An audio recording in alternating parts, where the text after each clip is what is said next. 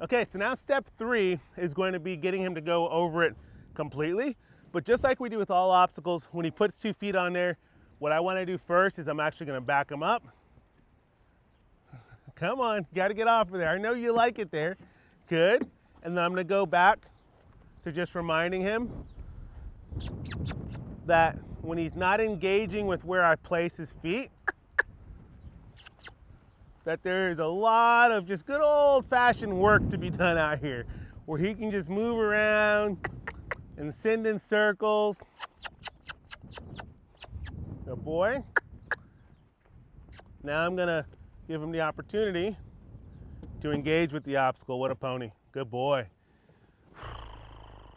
Now I'm gonna ask for some more steps, and he might jump a little bit when it plops down there. That was really good. Wow, Slate. He didn't even really flinch there. And look at how he's nice and relaxed. I love that. I'm gonna ask him to come on over the rest of the way. Oh my goodness, I am so impressed by this guy. So impressed. I'm gonna go back to sending him around, and I'm gonna remind him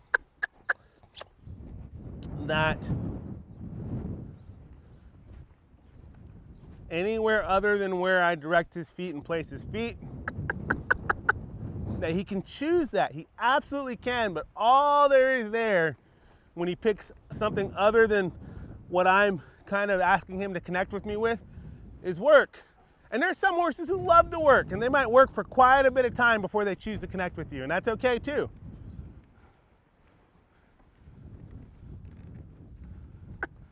Good boy. This time, when I disengage him, I'm gonna see if I can get him to very fluidly walk right up onto the low side here. Good, and right over, down. What a pony. Okay, I'm gonna go back to reminding him. A lot of people they skip this part of reminding them that, hey, there's a lot of work to be done any place other than where I send you to go. I much rather make it very clear so that disengaging, slowing down, interacting with the obstacle is a no-brainer for my horse. There. What a pony. What a pony. Good boy. Good boy. Good. Wow, look at that, you guys. That was pretty good. A little bit of panic at the end, but nothing too bad.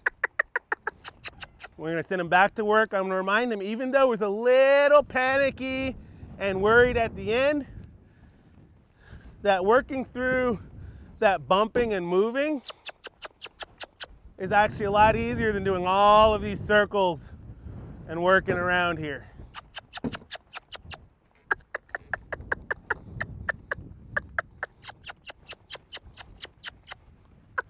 Give him the opportunity to rest on the obstacle. There, good boy. Nice and fluid. Ho. Good. We're gonna get him surfing here, where he kind of teeters-totters back and forth. Let's see if I can get him to kind of come forward a little bit. There, good. And backwards. Let's shift his weight back. There. I'm gonna pull him right back up onto it. There. Shift forward, good. And back. And we want to just lean into whatever he's worried about. There you go. So that he can work through it. It's not right or wrong or good or bad. It's just where he is. There, good.